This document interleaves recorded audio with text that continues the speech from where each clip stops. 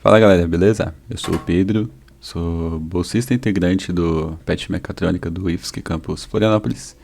E essa aqui vai ser a continuação do vídeo sobre os fundamentos de C++. Esse vídeo eu vou apresentar para vocês alguns comandos de decisão e como a gente vai trabalhar com eles. O comando que eu vou apresentar é o if e o else, ou if-else, que o pessoal fala, né? Eu vou criar um programa básico aqui e vou explicar para vocês, depois que eu terminar ele, passo a passo, como que eu fiz e o que cada coisa significa. Então, vamos lá. Primeiro eu vou incluir a biblioteca iStream, e daí eu vou colocar namespace standard, vou criar uma space, vamos gerar todo o nosso código, a minha chaves, igual a gente viu, tudo tranquilo, nada de novo. Vamos definir uma variável, que ela vai ser no início, só para não ser o lixo. A gente vai pedir para o nosso usuário, digite qualquer número. Beleza, e recebe o número do usuário de lá. Agora a gente verifica o número. Isso aqui é um comentário, né? Se o x for menor que zero, ele vai fazer a seguinte coisa. Ele vai mostrar, falar, então, rapaz, o número ou você que você digitou é menor que zero. Negativo. Finaliza ali. Então, só isso. Outra coisa que eu verifico isso é fazer isso aqui. Não, isso tá feio. Vou fazer a verificação também. E a função é igual a esse aqui. Agora, else, if x igual a zero. Isso é igual. Finaliza a linha. E é isso. Agora, mais um, else, if x for menor que zero. A gente fala. Realmente, eu não leio o que você digitou. Ah, zero. É positivo. Acabou-se e vai ver se a gente... Era isto. A gente dá aquela verificada no código, ver se não dá nenhum erro. Beleza? O código tá rodando, então eu vou mostrar aqui pra vocês o que ele faz e depois eu vou explicar.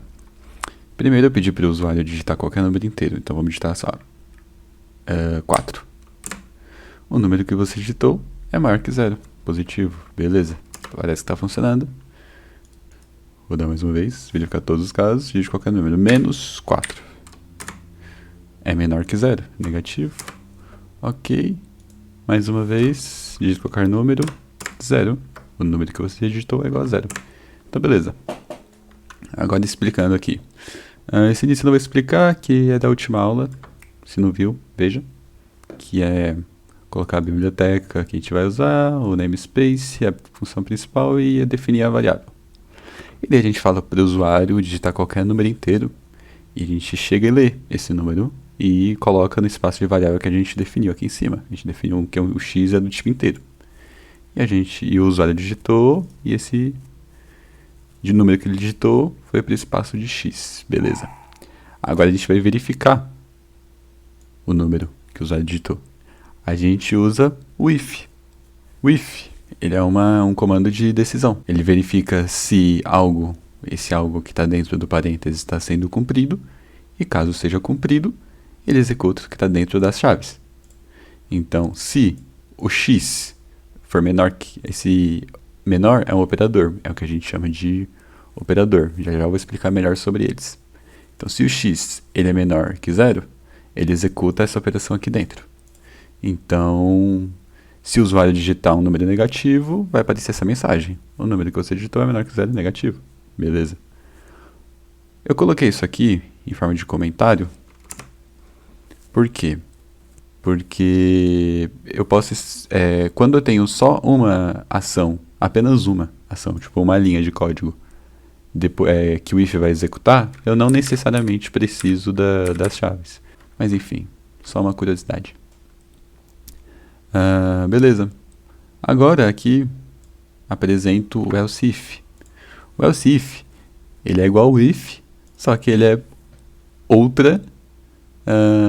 outra condição.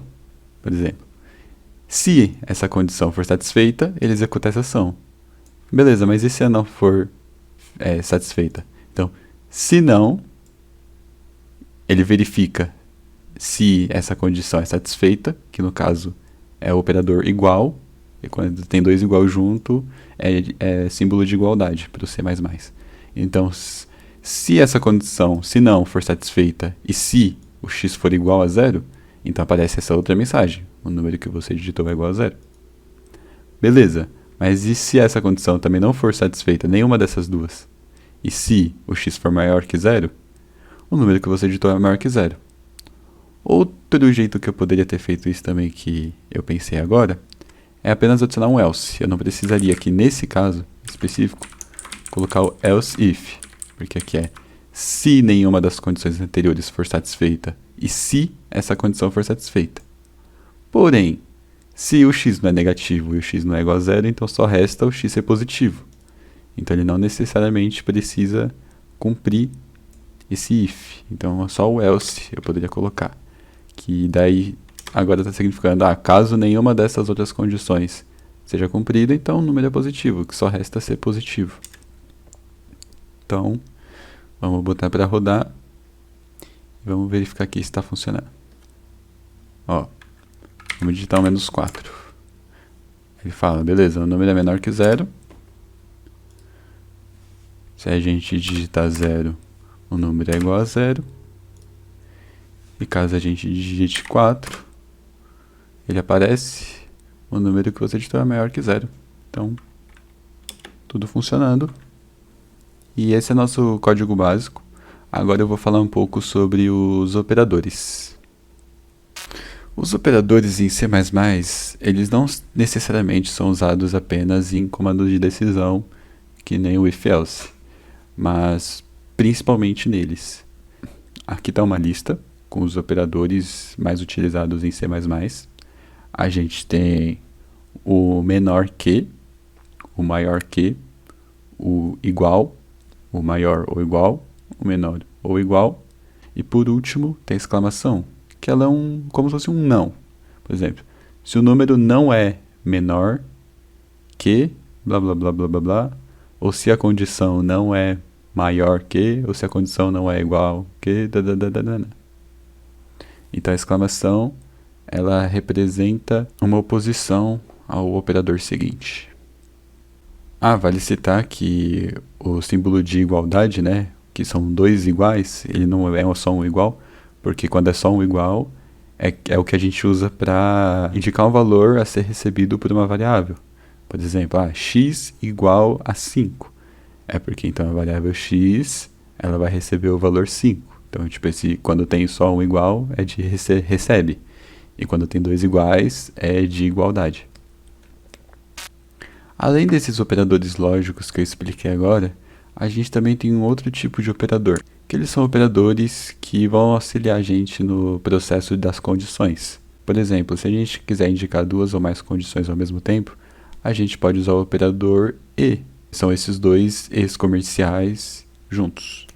Caso a gente queira indicar uma operação ou outra, só que na mesma condição, por exemplo, se essa condição for satisfeita ou essa, então faz alguma coisa, a gente pode usar o operador ou também, que são essas duas barras em pezinha. Enfim, agora com isso a gente consegue criar um código usando condições um pouco mais elaborado, e é isso que a gente vai fazer.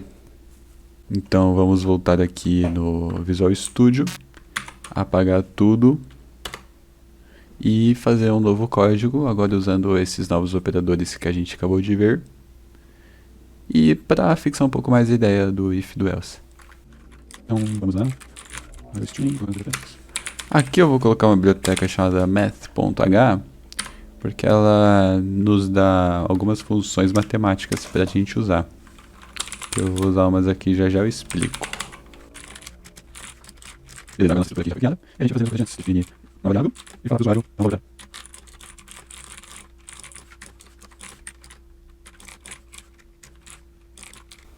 Ok, então eu pedi para o usuário definir um valor para a nossa variável x, desde que ele não seja 0 nem 4. Por que isso?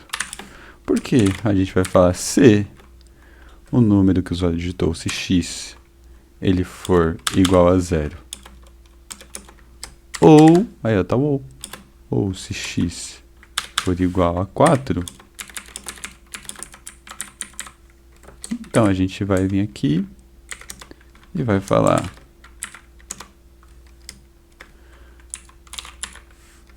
vamos printar na tela o número que você digitou é inválido. Carinha triste para o usuário. Agora eu vou inventar uma outra coisinha aqui para vocês entenderem. Beleza, agora vamos supor que o usuário não digitou nem 0 nem 4, digitou um número válido. Então, se essa condição de cima não for satisfeita, e se o número que o usuário digitou não é x porcentagem 2 igual a 0, traduzir isso aqui para vocês. Essa porcentagem, ela é o resto. Ela vem aqui do math.h, ali da biblioteca de matemática. Então, basicamente, o que eu estou colocando aqui como condição, estou falando, se o resto de x dividido por 2 for igual a 0, isso significa o quê? Que o número é par. Se você dividir um número par por 2 e dividir nele por 2, é isso que essa função, é isso que essa porcentagem faz. Ele pega o número e vai dividindo por 2 até chegar num número indivisível, né? E daí ele verifica o resto. Então, se o resto for 0, é porque é par. O número que você digitou é par. Aí você me pergunta, mas Pedro, 4 é par. Se o cara digitar 4, vai aparecer que o número é par? Não, não vai aparecer que o número é par, porque eu coloquei o else aqui na frente. Se eu tivesse colocado só o if, se isso aqui, se eu tivesse colocado a partir do if, se o cara digitasse 4, ia valer, ia aparecer que o número é par. Porém, como tem o else, essa linha aqui, essa função só vai ocorrer caso essa aqui de cima não for satisfeita. Então, só se o número não for 0 nem 4. Beleza? Vamos testar então só por enquanto assim mesmo, depois eu adiciono mais coisinhas. Então vamos dar um return 0. E... bora lá. Vamos primeiro digitar, ó. Digite qualquer número que não seja 0 nem 4. Vamos digitar 4 logo de cara. Ó, deu inválido e não apareceu que ele é par. Então beleza. Mas se a gente digitar 6, aí aparece o número que você digitou é par. E se a gente digitar qualquer outro número, não vai aparecer nada porque não tem condição para isso. Ele só retorna 0. Ele verifica que essa não é satisfeita, aí ele pula para essa, que também não é satisfeita, ele retorna 0 direto. Então a gente vem aqui e vamos adicionar mais uma. Então, vai ser, se um número, se o x, né, o resto dele dividido por 2 não for 0, é porque é ímpar. Aqui ou não que eu falei. Eu podia simplesmente fazer isso aqui, colocar igual a 1. Podia, mas eu vou colocar que se ele não for 0. Se o resto do número dividido não for 0, é porque é ímpar. Então a gente vem aqui e o número que você digitou é ímpar. Beleza? Só que faltando um operador que esse aqui, que é o né? Então vamos aqui. Vamos adicionar mais uma condição aqui para... se o número for ímpar e, além disso, né? Se o número for ímpar e também ele for maior que 0, então, o número ímpar e positivo. E se não, acho que é o caso, né? Que é o número negativo. Porque se for par positivo negativo, ele vai parar aqui nesse else, ele vai parar nessa linha. Se ele for ímpar e positivo, ele vai parar nessa linha. Se for ímpar e negativo, ele para. Então, só sobrou ímpar e negativo, né? Então, caso contrário, caso não for nenhuma dessas três condições, então quero dizer que o número é ímpar e negativo. Eu vou verificar se é ímpar e negativo também, mas não vou, porque assim tá certo. Então, vamos verificar, testar as 1, 2, 3, 4 condições. Então, vamos lá. Digite um número que não seja 0 nem 4. Então, vamos testar a primeira condição, né? Que é a inválida, 0. Um número que você digitou é inválido. Beleza. Agora, a segunda é que ele é par. Então, digita o número 2. O número que você digitou é par. Beleza? Funcionando. Digitar 1 menos 2. É par também, tem que aparecer que é par. Beleza, está funcionando. Agora um ímpar positivo. 7. É um ímpar e positivo. Agora o ímpar negativo, que é a última condição ali. Se não for nenhuma das três, só sobrou a última. Menos 3, um ímpar e negativo. Ok, código funcionando. Conseguimos utilizar todos os operadores e mais um ainda aqui, que é o resto. Anota aí. E é isso. Agora a gente já pode falar que sabemos mexer um pouquinho aí com o if else, que vai ser muito útil mais pra frente, quando a gente começar a programar em Arduino, começar a fazer uns sistemas eletrônicos, a gente vai usar bastante if else. A gente vai verificar bastante condição. Por exemplo, se a gente tiver um sensor, a gente verifica, se a temperatura for maior que 30 graus, aí liga o ar-condicionado.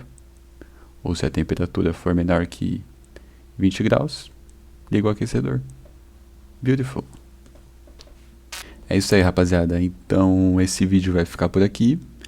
Espero que tenham gostado. Se inscreva no canal, siga nossas redes sociais. Os links estarão na descrição. E valeu, até a próxima.